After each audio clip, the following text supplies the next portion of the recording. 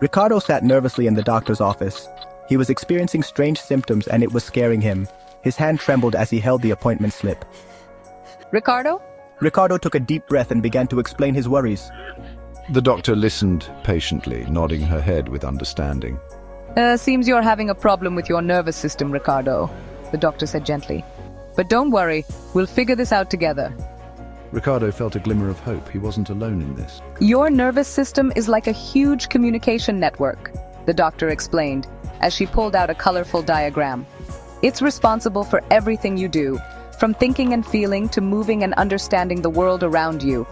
Ricardo stared at the complex network of lines and dots. His curiosity piqued. "That's amazing," Ricardo whispered, and his fear began to fade, replaced by fascination. The doctor smiled. It certainly is. And understanding how it works is the first step to feeling better. With renewed determination, Ricardo settled in, ready to learn all he could about his amazing nervous system.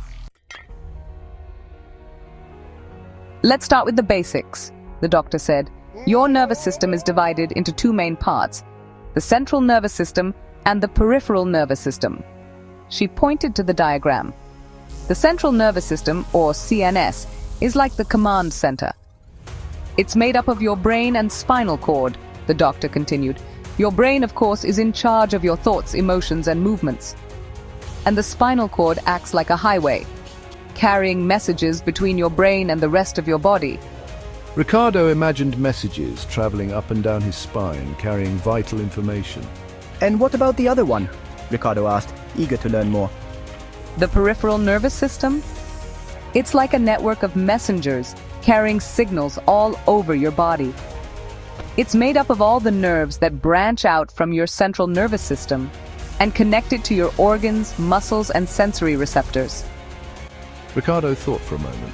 So, if I touch something hot, my peripheral nerves send a message to my brain through my spinal cord. And then my brain tells me to pull my hand away? Exactly, the doctor smiled. That's your nervous system at work, keeping you safe and functioning properly. "But how does this communication actually happen?" Ricardo wondered aloud. The doctor chuckled. This is where things get really interesting. Your nervous system communicates through billions of specialized cells called neurons. Neurons are like tiny electrical wires that carry signals throughout your body, the doctor said, drawing a simple diagram of a neuron.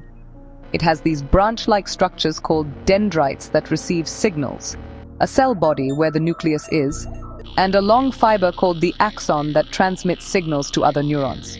These signals travel across tiny gaps called synapses, the doctor explained.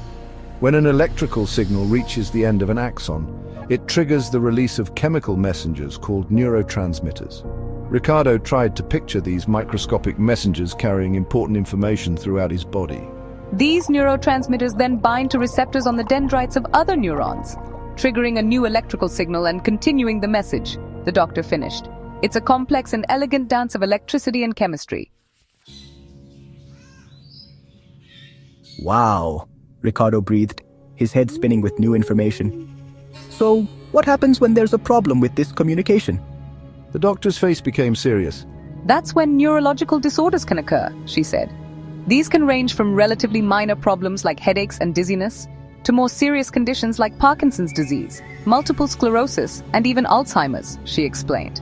But the good news is that we're making incredible advances in neuroscience every day.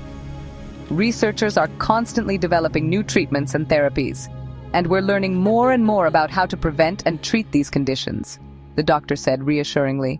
There's still a lot to discover, but the future of neuroscience is full of hope.